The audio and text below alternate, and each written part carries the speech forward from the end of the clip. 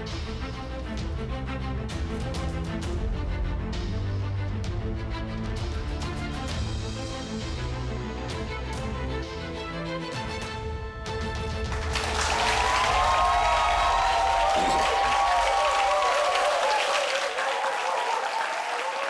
you very much. My name is Mark Otabo, and you are watching The Big.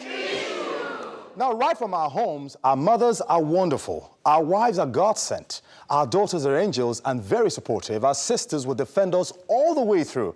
Now, despite all these positive vibes, the violence against women have always been a problematic human rights violation that cuts across all ages. As the scream against physical abuse in marriages increase, with many urgent victims to seek freedom from abusive spouses, some people are also questioning the blind eye given to verbal abuse, which is believed to be more grievous, hence the saying, you can heal broken bones, you can't heal a broken mind. So today, we ask the question, verbal versus physical abuse, which is worse in marriage? To respond to this poser is Victor Ohai, a media consultant and productivity coach, saying verbal abuse is an act from the pits of hell, a slow but painful silent killer, an intangible virus that must not be treated with levity. Come on, put your hands together for him.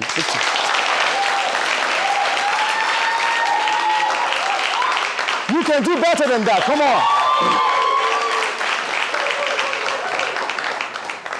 Now, on the other hand, we have Betty Abba, a journalist, author, and a women and children's rights activist. She's unapologetic, saying that physical abuse is a genetic throwback to the Hobbesian age where man was best described as brutish and short. It is demonic, irresponsible, and inexcusable. Ladies and gentlemen, put your hands together for her. Come over here. Fantastic. You can do better than that. Come on.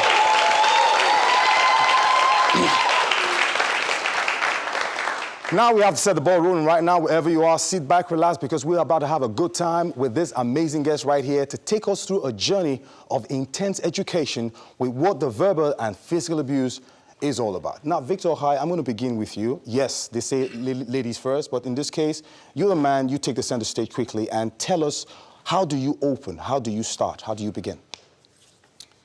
Thank you very much. Good to have you.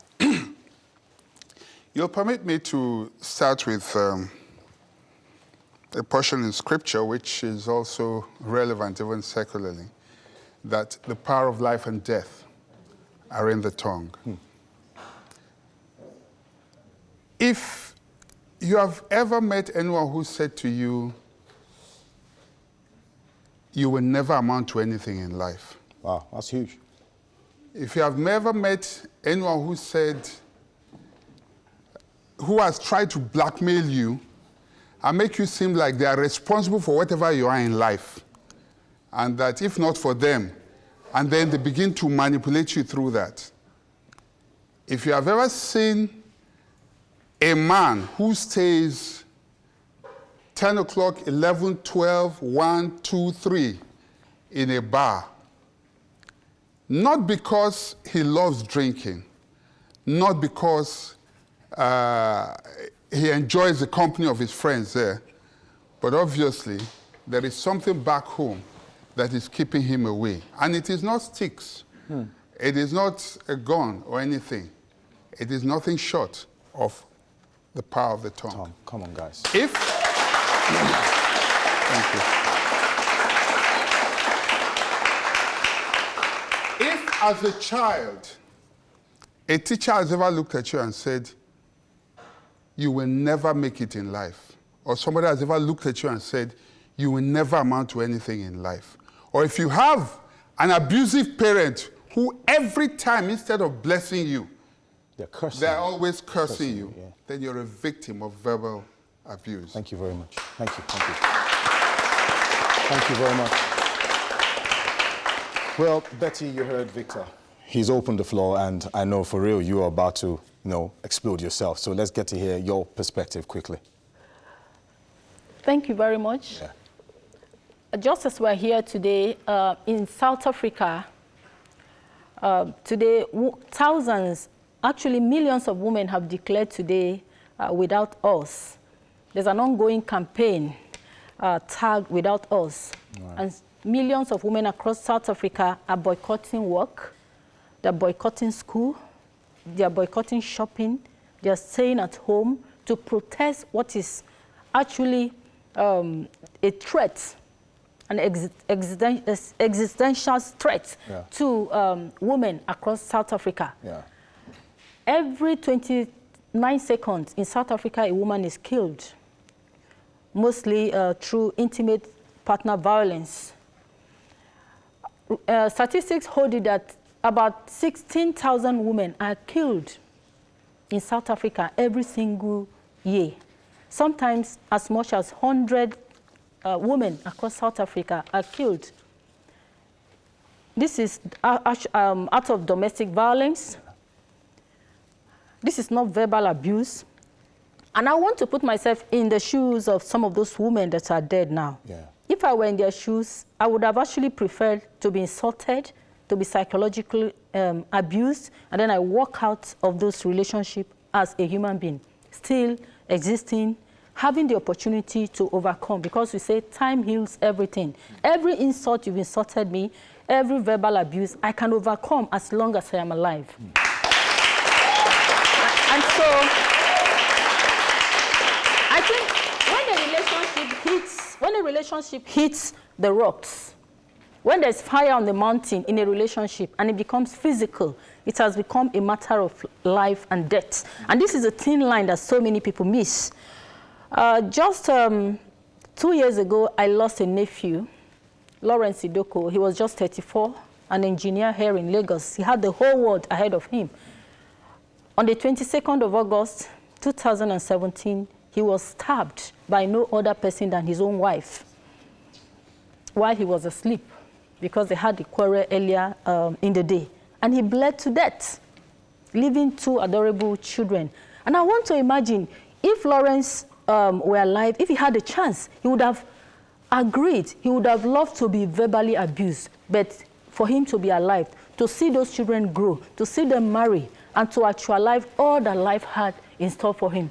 So I think it's not good to be verbally abused. Psychological violence is something that has to be taken care of. But when you put it on a scale between psychological violence and physical violence, I think I would take psychological violence. I'll take verbal abuse, because I know that I will overcome. With a lot of professional advice, a lot of professional attention, psychosocial support, I will overcome. And even the person giving out those psychological, maltreating the partner, the wife, the husband, involved in the verbal abuse or violence, could change with some counseling, some exposure, some eye-opening. But when the person kills another person, there is just no chance. And we've seen people that are jailed every single day across Nigeria, across the world. I'm yet to see, in my almost 12 years of working in the development sector, working in sexual violence, domestic violence, child's rights, and all of that, I'm yet to see a person jailed for being involved in verbal violence. But I've seen so many persons, including those that are close to me, including the case involving my own nephew, my sister's firstborn son, that have been jailed for out of physical assault. Right. But I've never seen a single case of someone being convicted as a result of verbal abuse.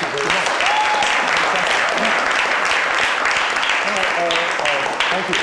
Now, Victor, you heard her. She said she would prefer to be verbally insulted than being terminated. That in most cases, you find a lot of these people who go through these abuses end up, losing their lives in the process. That they would have preferred to be alive today, to keep going and believing that hope would heal everything. So how do you attack that? Let me start with the last point she made, where she said that she's yet to see anyone that has been jailed for verbal abuse. Yeah. That's what makes verbal abuse so dangerous. Because it doesn't leave trail. It doesn't leave scars. And yet it is the most dangerous type of abuse. I want to say this to you. If you want to clap, clap. What's going on? All right, quickly. I, just by way of disclosure here, In my background, I also read criminal justice administration. All right. And I remember back in school, we had a course called victimology. All right. And under that course, we did something like victim-precipitated crime. Right.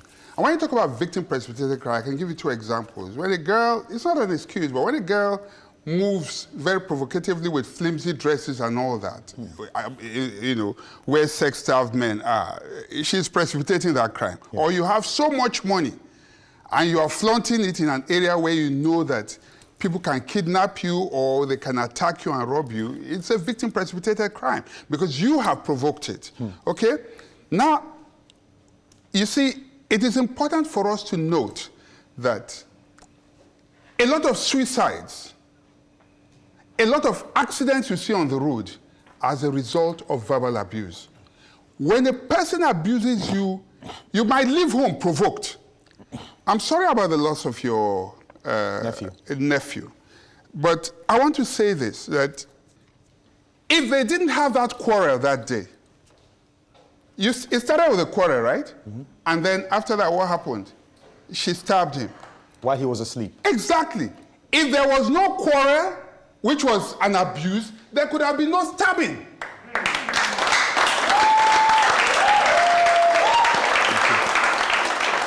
So you see, again, I say, I'm sorry about this, madam. It's a very touchy issue, and I really, there's no excuse for any form of violence at all. But it all starts with this. Like I said, and I'll keep repeating in the course of this, the power of life and death are in the tongue. More often than not, you see people, haven't you heard about the students who were bullied and then, or because of bad results, what people say to them, they commit suicide. Have you not heard that? A man doesn't just get up and go. A man is struggling and working hard, he comes home, and the woman looks at him and says, you not see your mates? You know what I mean? Or a man is trying hard, and the woman looks at him and says, you are not a man. Or a woman cannot conceive, through no fault of hers, maybe the husband, and the mother-in-law looks at her and says, you are just a log of food and all that. Do you know what it does psychologically to the mind of that person? If that woman does not kill the mother-in-law, it can get to a point where she might kill herself. The danger with verbal abuse is that it does not leave evidence. It's a silent killer. Hypertension that you see, sometimes, high blood pressure, you don't need a stick to beat a man. Women just being henpecked at home, just the kind of trauma you receive at home as a man, or even for a woman can be diminished by the husband. Nothing the woman does is ever good enough. He brings food, she comes, she cooks, the guy abandons it, he says, and all those things. When you see many women in the gym struggling it out and all that, they finish gymming and then they are binging on food again. They don't understand why they keep growing fatter in spite of all the exercise. It is the trauma that the husband is putting them through. The woman here, I said to you, imagine you may be struggling, trying to keep your weight under control. Your husband looks at you and says, fat woman. And then he abandons you. What can be worse than that? All right. And so in summing up this point, I want to say that verbal abuse, the danger of verbal abuse is that it does not leave evidence. It does not leave scars. But it is. And so you may not arrest the people who are doing it. It means, therefore, that they are the most dangerous type of killers. Fantastic. All right. Betty, you heard him. Okay. It leaves no traces, and they are the most dangerous. You want to react to that quickly? Let me react to that. Before then, I would like to correct a notion. Yeah. When you talk about, is it victim, attracted? No, victim precipitated crime. Yes. Yeah. I think there was a wrong premise. When you mentioned indecent dressing and then juxtaposed with sex-starved men and all of that. I don't really... no, excuse me. I didn't use that as an excuse. I said something clearly. Yes. I said it's not an excuse. I said so. Let me make my point. If you recall, I said so. I don't think that was necessary because it will go a long way to reinforce the general notion that people attract rapes or sexual violence to themselves. No, it's not an excuse. I already said so. I've seen so many young people, babies actually, that have been sexually violated. That's absolutely nothing to do with their dressing. So I really need us to take it off our discourse. The issue of people's appearance and all of that. Okay. Anyway, so. All right, and I would like to respond to that by stressing again that it should actually be a common notion, it should be a common sense, that physical violence is more of a danger, it's more threatening than any other thing. I give you two examples. There was this young lady we work with in Makoko, one of the communities where our organization work with vulnerable children. Yeah. She had been brought to, from Kogi State to work to school, according to her uncle who brought her. And then, in reality, she had been trafficked to work in domestic servitude by the uncle. The uncle didn't put her in school for about a year or two. Yeah. She was just there. And then she was malnourished. She was not taken care of. And when the neighbors complained, the uncle drove her out of the house. So she was on the street. She became like a street girl until we chanced upon her. We decided to rehabilitate her. At that point, she was an emotional wreck. Yeah. She would break down easily and cry and all of that. Someone brought her to our program in Makoko after the aunt had rescued her. And then we took her in, we put her in school. Today, that girl is doing fantastically well. In fact, we had a documentary about 2 years ago, and she featured in that documentary. This was someone that was abused by the uncle, psychologically tormented, actually thrown into the streets. This was a very naive girl that just came in from the village. She didn't know anywhere in Lagos. She was deeply traumatized. And after going through counseling, she's doing just fine. Then I want to juxtapose it with a house girl that a certain nurse brought from Akwa Ibom, I think about 3-4 years ago, and they were living somewhere in Surulere. And she accused the girl, she brought the girl the same trend, the same pattern of what so many people do these days. She didn't put her and the other person that she brought, she didn't put any of them in school. The girl was just 11 years. Then one day she accused the girl of stealing meat from the pot. Yeah. And I know that most of us here at one point or the other in your life as a child, you must have stolen meat from the pot. So that should not attract a death sentence by any means. But the nurse in Surulere was so angry that she poured the stove that was on fire on the girl. And she suffered 3rd-degree burn. It was all over the papers. You can actually research it. By the time she was taken to the Island General Hospital, it was just terrible. The people that came to pick her from the house could not lift her because all her bodies were peeling. They had to put her on the plank, took her to the hospital, and she died two days later. What was her offense? The parents sent her to this lady, obviously from their place, in search of a better life. But she suffered domestic violence in the hands of the woman. And she was just 11. Now, when you juxtapose these two situations, these are young, vulnerable children, teenagers, 2 of them, who came into Lagos. With life ahead of them. With the whole world ahead of them, dreaming of a better life. One was killed. The other one, after going through so much verbal abuse and all of that, has been rehabilitated, and she's going on. So if the one that's already dead, if she had the chance, she would have loved to have been verbally abused by her madam. But at least life goes on. Somehow she'll find her way out and pick up her life again and actualize her dream. But the other one, she was a victim of physical abuse, and she died. And this one is alive today, pursuing her education, and she's doing just fine. So I think I would put myself in the shoes of the one that was verbally abused, but picked up herself again. Come on, guys, put your hands together. Well, of course, as it is, the show is still on. I understand the feelings right now because, of course, it's really rising right here. But when we return, of course, we will continue this debate. And if you're just joining us, this is still the Big...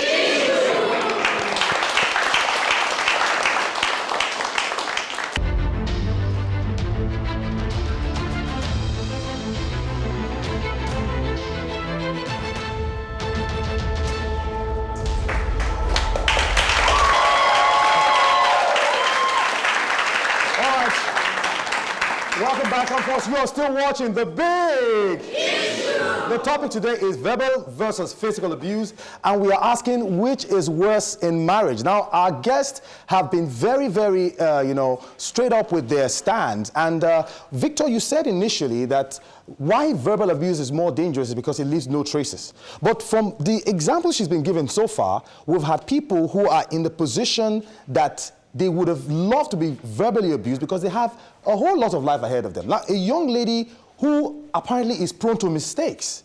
And someone you can actually sit down to counsel, the next thing you want to hit her, you want to torture her, and at the end of the day, she ends up losing her life in the process. If you are saying that it is better, that verbal abuse leaves no traces, in cases where we are supposed to actually give counsel to young people to rise from their ruins, how do you put that together?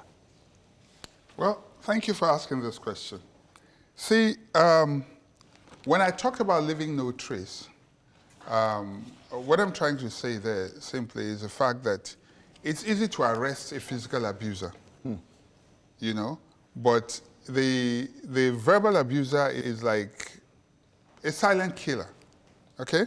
Now, most physical abuse is precipitated by verbal abuse. Okay. It's a process. Emotional abuse, emotional trauma. Now, I was listening to an audio yesterday. Something happened somewhere in Dallas. A man called the emergency number, the police emergency number. He had just killed his wife. He's an Igbo man. He was speaking in English and Igbo, sorry to mention whatever here. Apparently, he had brought his wife from the village, took her to America. She was begging him then, please marry me and all that, from the narrative and all that. And then he took her to America, and then she became a nurse. And then this guy, the house that he owned, he said his wife, he could not even bring his parents to visit. This woman took over, threw him out and all that, and literally just made him look like a nobody. You understand? And this guy was provoked to a point where he had to go to that house and he shot that woman. Was that right? No. He killed her. Eventually, he committed suicide because everything played out, every death was on that tape. But you see, how does it all start? It starts very, very subtly. Let me put it in plain terms. In pidgin English. Okay. I'll put it two ways. You say, fight not is sweet unless you blow me, I blow you. And that includes verbal blow. You understand? If I call you an idiot and you just keep quiet and you act like you didn't even hear what I was saying, I take the steam or the wind off your sail. You understand? As soon as we start exchanging that banter, the adrenaline rises. And then from the verbal exchange, then we go physical. Is that to say that there are no people, like in the case of the meat, the girl that stole the meat and from the pot and all of that? I want to say this to you also. I have no apologies about quoting the Bible. It's one of my good reference books. Yeah. It says, a soft answer turneth away wrath. Yeah. Okay? And so, if you don't know how to use words, a person who knows how to use words, even if I come and I abuse you, it's either you don't respond or you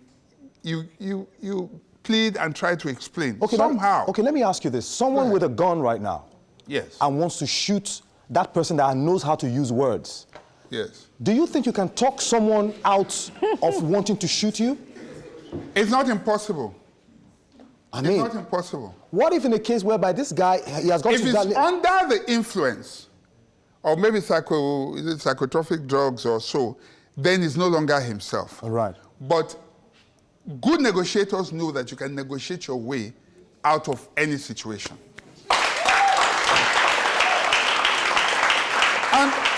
And let me also tell you how powerful words are. The same robbers you talked about, a group of robbers come here. It just takes one word. Did you mean here? No, they're not coming here. No, they're not coming. Okay. Yeah, it just takes a word. Somebody comes out with a gun, wants to shoot another, or somebody just says, kill him. That's the end. Okay? Another person just says, let him be, let's go. The word, it looks innocent, but it can destroy and it can build. She talked about the lady who was abused by, emotionally abused by the boss and then, thrown out of the house. At that point, she had become an emotional wreck. She had been emotionally abused, okay? If they had not rehabilitated her, and I understand the argument of if you are dead, you don't have a second chance. Yeah. Okay? If they had not rehabilitated her, those words would have destroyed her for life. But the same words that you use for destroying, you can use for healing as well. And that was what they applied. They brought her, told her, you can be somebody. Your life doesn't need to amount to what that person doesn't have the last word over you. Okay? And so the word can both destroy and heal. Okay. The same way, physical abuse minus death. Yeah. You can wound, you can hit a person, but you can also heal the person. Okay? You can run away from physical abuse. You may not be able to escape emotional or verbal abuse. Thank you very much. All right, but you want to react to one of it? Yes, yes. She's always reacting. Yes. Go for it, yeah. Okay, just to say that without professional psychosocial support, right, that when circumstances change, people heal. We always say that time heals. So don't say that maybe the person would have continued to be an emotional wreck if nobody had attended to the person. I've seen people say, I was like the black sheep in the family. Everybody gave up on me. I was told all kinds of things.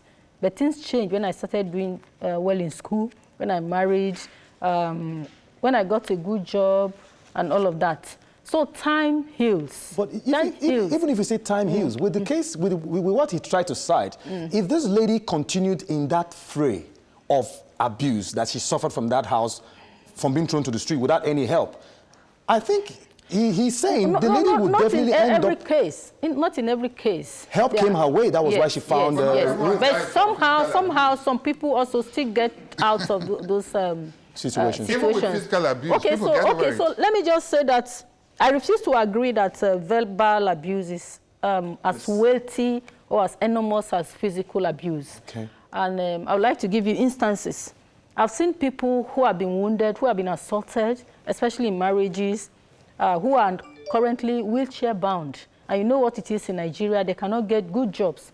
So that particular incident, the experience, the violence experience has damaged them for life. There are scars. You talk about invisible scars. There are physical scars that actually devalues your life, that takes away opportunities. Because you just have someone that gave you a big, maybe macheted your face or something like that. There's a big gash on your face. It's extremely difficult for corporate organizations to take you in. They may all look for all kinds of excuses. But that has put you at a permanent disadvantage for life. Just recently, we have the bill on the persons with disabilities passed by the National Assembly and assented by the President. And we're talking about implementation and all of that. But you know how it is in Nigeria. So it's still a long way for persons with physical disability to get into the mainstream sector. Yeah. And it's going to be a very long process. But for some people, those opportunities may never come. That's just the reality. And for so many of them, it's because they've been assaulted, they've been dealt with in a way that has put them at a permanent disadvantage for life. I remember someone growing up, a girl who was said to have been raped at a stream by someone. And then she was a very prominent girl in one of the schools I attended. And then she walked with a limp. So I got to know later that she had been raped. As at the last time I knew, she wasn't married because everyone in the village knew that this girl had been raped. Whatever became of the rapist is another case altogether. I'm sure he got away with it, and he must have done that to some other girls in the village. Talk about the 6-month-old baby that was raped in Kano. A very sad story about 2 years ago. That had to undergo surgery at the Aminu Kano University in Kano. That baby has been deformed for life. That is physical assault.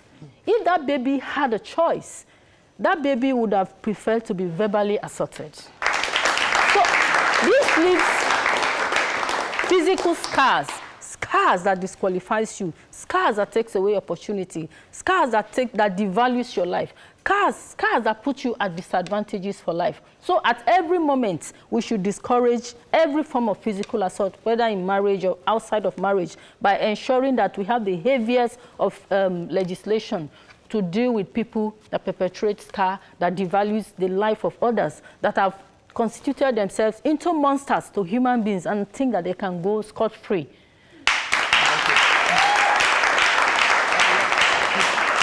Well, Victor, sincerely, she's giving a lot of touching accounts of instances. You could see, I was almost getting emotional myself. No, it's fine. It's great.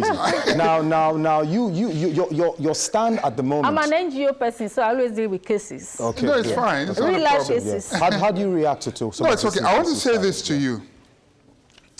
I go back to the dangers of the invisible scar. There are a lot of people today who, she talked about, maybe your physical appearance not tandem, not making you, not giving you job opportunities. But you're aware that the physical appearance sometimes kills the confidence. Let me say this to you. Physical appearance may kill confidence, but it didn't kill the confidence of Aki and Popo.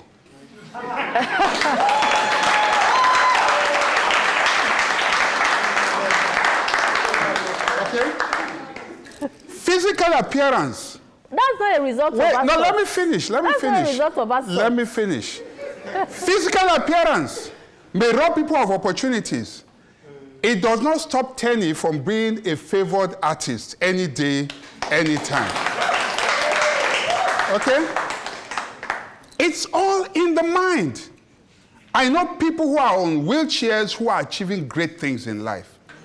I know people who may not be so good looking, but they have confidence because there are people who have spoken good words into their ears. And so I think it is not an excuse. Otherwise, Cobhams would not have been what he is today. Okay? Let nobody, and this is the point to be made here, let nobody tell you that because you're short, you're fat, you're dark, you cannot make it in life. Okay? What the people that verbally abuse you do is try to diminish you, make you seem like you are a nobody, that you cannot amount to anything in life.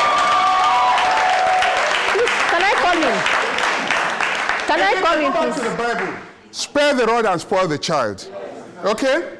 If a child is doing a wrong thing, for instance, Americans will tell you that's physical abuse. But you know here, if you allow that child will abuse you later in life. Okay? And so, there's nothing wrong sometimes with a bit of correction. Okay? It might get physical sometimes, like in the case of correcting your child. Right. Those cars, you often forgive. Check out, go back to school. Your teachers who were hardest on you are your favorite teachers today. Now you know better. Yes, of course. Now you know better. Yes. Your teachers who were hardest on you were your favorites today. We'll be right back. This is still the Big Issue.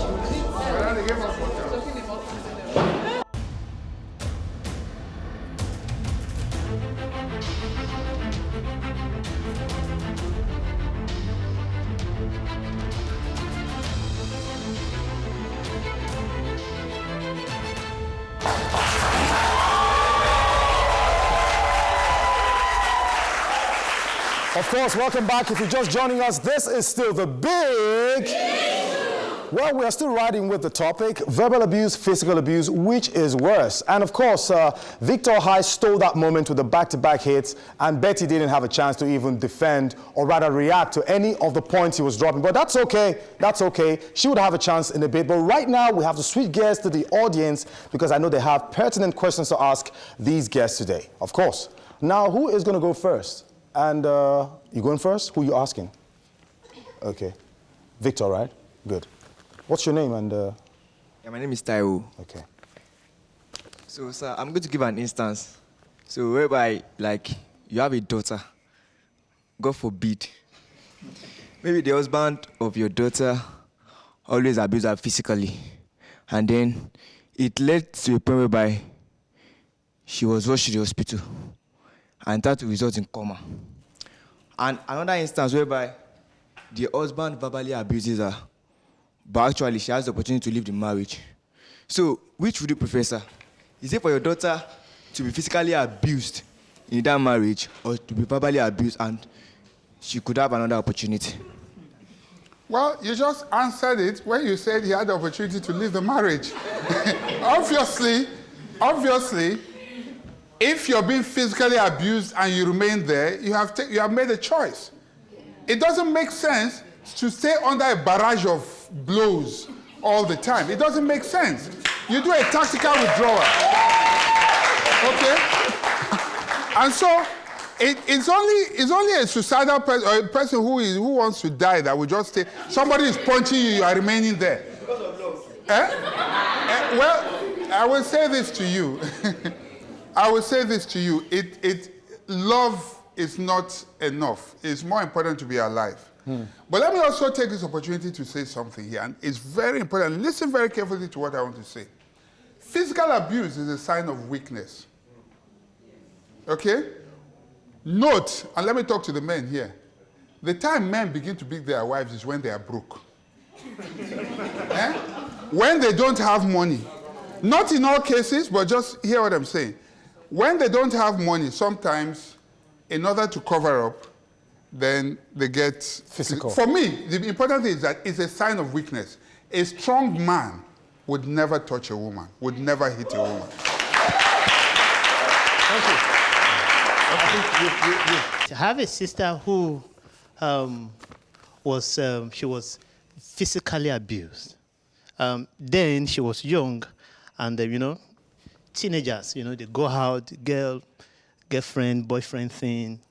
And along the line, the mother discovered that she was going out with someone, and the mother was a Christian, and she was furious, and she used all manner of, a girl of 14, 15, using pressing iron to torture her. And along the line, the girl fled out. And for about 3 years, we were looking for the girl. Along the line, we discovered that a girl of 14, 15 had been aborted she aborted for about 3-4 times. And after some time, she got pregnant, and she came back home with the pregnancy, and along the line, when she had to undergo CS. Eventually, the baby died, and of course, she was alive. But currently, when she wants to visit me, I don't want her to visit me because her physique, I don't like it. Now, what is your advice? Thank you very much. I think that was a quite unfortunate situation and quite a preventable one. I think much of the blame goes to the mother, because as a teenager, most teenagers have that tendency at that age to misbehave, especially towards the opposite sex. But it's something that could be handled, because every one of us goes through that stage, and it's something that could be managed with counseling, not physical abuse, because you don't address a problem by adding another problem. So that was exactly what she did, trying to kill a fly with a sledgehammer. And sometimes, I think the government of Nigeria does that all the time, but that's aside. Okay, so your daughter is misbehaving, she's going out with a girl, and then you have to punish her in such a brutal way. So that pushes her to the cliff and made her a worse person and brought her the worst in her. And then with all the damage that she's yet to come out from. So I think that the approach was wrong, it was brutal, it was inhuman. She could have counseled her, she could have brought people to counsel her, and she could have stayed course and maybe concentrate on her studies. It's just a matter of talking to them. I talk with teenagers all the time. I just spoke with one just about an hour ago. And so, but I think that it's not too late as long as she's alive. It's never too late. She can still see counselors. She can still be brought back on the right course. But also, it's also have to do with a lot of love. You shouldn't push her aside. Right. Because she's already down. You cannot push her aside. That's about it. Thank you very much. So you have to draw her closer. All right. Some parents will say, okay, this is my favorite child, and maybe this one is not doing well or is not doing better. They start calling the other child, maybe like, let me just say the first son, names and some things like, you are not this, as if you did not give birth to me. What, my question is the solution to that child. What can you say that will say, okay, this kind of abuse you are giving to this child, this is how you can shield yourself, build your self-esteem against words that is coming from your parents? Just like physical abuse goes with physical healing, hospital, verbal abuse can be corrected with, counseling as well. Words have healing, if you like, ingredients. Properties as well. What I would say is, not everybody has an opportunity to rise up. I know there are some prominent people I know, Oprah Winfrey, for instance, Lisa Nicole, one of the biggest public speakers globally, Steve Harvey. Many of them were told they would not amount to anything in life, either by their teachers or people around them. But somehow, by some circumstance or I don't know, they may encounter religion, they may encounter self-discovery, they may read something, and there comes a turning point in their lives. The thing to do is to let parents know, or spouses know, that the words of their mouth, just remember this, the power of life and death are in the tongue, okay? That the words of your mouth have life. They can destroy a person. I've seen people who, haven't you seen situations where, now let me just share this as an example. It was funny, but this happened. A woman was in a relationship that she was not happy in, and then years later, she met with some of her old schoolmates and all that, and one of the guys was just joking and said, I could have married you. She just looked at him and said, she started cursing at him and said, why didn't you talk then? If you had spoken, you would have spared me all this hell I'm going through. Now, the import of this is that that guy probably had low self-esteem. He didn't have confidence. He didn't see himself as good enough to talk to her at the time. Now, when you are psychologically damaged, when you see an opportunity staring you in the face, even when you are hungry, desperately hungry, you will not feel good enough to go for it. To take it. Come on, guys. To take it. Thank you. All right, Betty, you want to react to that quickly? Yeah, I think I would like to respond to the comments she made about persons entering into a relationship that turn out violent. Yeah. Most of the time, when people enter into marriages, and then you discover after 1 or 2 years that one of the partners is violent, I don't think that it started right in the marriage. There must have been signs one way or the other to indicate that this person is a violent person. If someone gives you a slap when you are dating, when you are in courtship, it's probably not going to be the last slap. No. And so when you see those signs, especially for you young people here, when you see those signs, either from the male or the female partner, it's time to retreat, to beat a fast retreat. Don't let the six-packs deceive you. Yes. Okay, because it's most likely going to get worse by the day. There are so many people that look innocent, but their socialization, their background, their upbringing has actually damaged them. Many people see their fathers beating their mother. Most likely they are going to be violent husbands or violent partners. Some people see their mothers beating their fathers. It happens, actually. And they're going to become violent women, violent wives, violent girlfriends. It's a socialization. It's inbuilt in them. And then you're not going to change an adult overnight. You say, okay, maybe after some time he will change. It's not going to change. It's going to get worse. So spare yourself all that trouble. Just like he said, the woman could have spared herself all the trouble by not getting into that wrong relationship. All right, Betty, I have a question for you very quickly, guys. Now, you said that it will be profitable if someone is domestically or physically abused than being verbally abused. That was your stand. Now, in a case where you have a man being demoralized with the words of his wife every blessed day, and she does not even do it in the private. She does it right in front of the children. And you have a son who is possibly looking up to a father and seeing him as his mentor, as his role model, as his everything. Now, when a woman keeps abusing the man verbally every time, cursing him out, you amount to nothing, your mates have done this, you are XX years old and you have not achieved this, not even a plot of land that you have, nothing, no inheritance for your children, and it keeps going on and on. Don't you think that is even more damaging? Knowing that the son watching the father and seeing the father helpless, not able to do anything, and that boy is going to grow to be a man someday.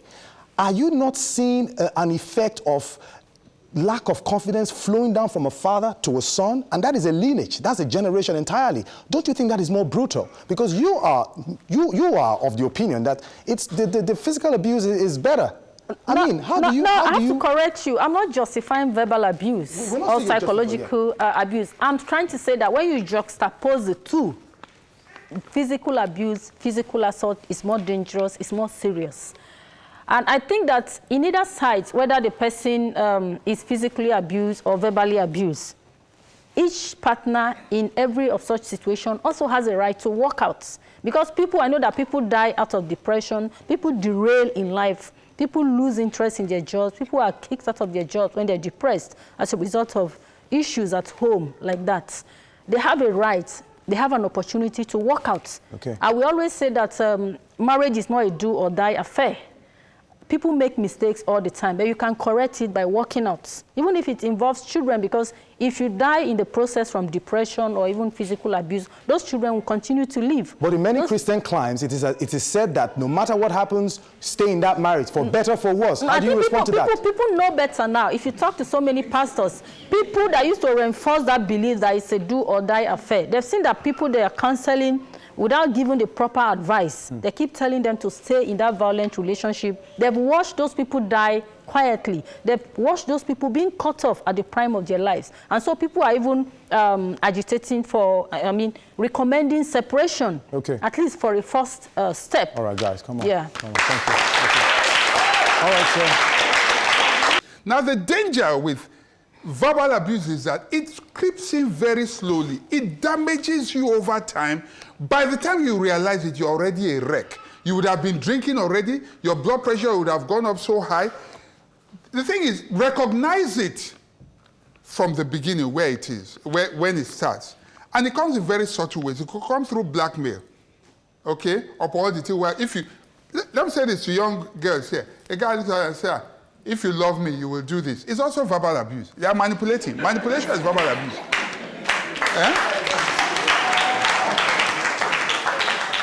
Verbal abuse. In fact, verbal abuse is like witchcraft. Sincerely. It comes very subtly.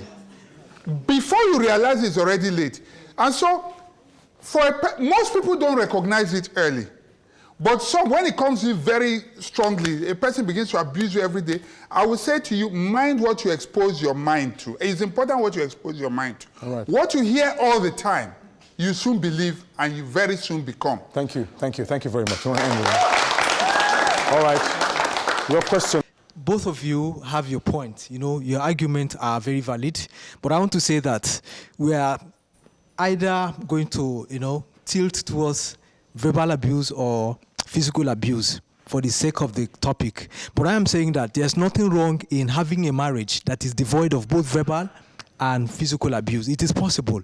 And there is nothing wrong with spouses or intending spouses to talk with themselves, to agree that those two are going to be absent in their marriage, and it's achievable. So I am saying this so that people who are viewing us from wherever, they should understand that you don't have to choose one. You can choose none, and the marriage will still work out. Okay. Yes, it's possible. It is very much possible. And I'm not couples that whose marriages were or are like heaven on earth because they decided to make it work. They knew that none of them is perfect. They decided to work on their strengths and to reduce their weaknesses and understand each other. And today they are shining examples to younger couples, aspiring couples. Thank you. Thank you.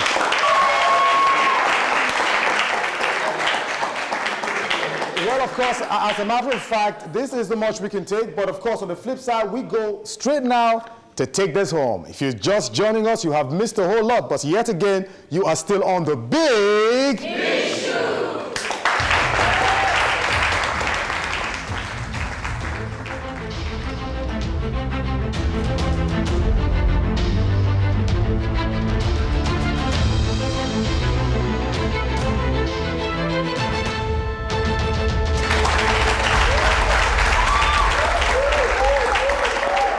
Thank you very much. Of course, this is still the big issue.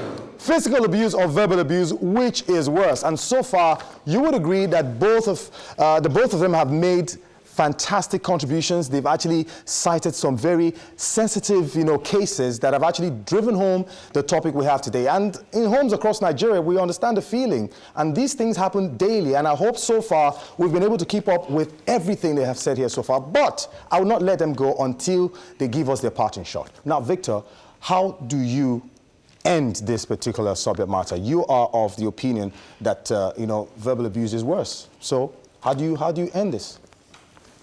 Well, I want to say this, that we must beware of emotional and verbal abusers. They destroy your mind, and when your mind is destroyed, your physical being will be destroyed. Okay? And every physical abuse is usually precipitated by verbal abuse. Right. And so, if you run away from physical abuse and abusers, you are more likely to avoid any physical abuse. Thank you very much. Put your hands together. Thank you.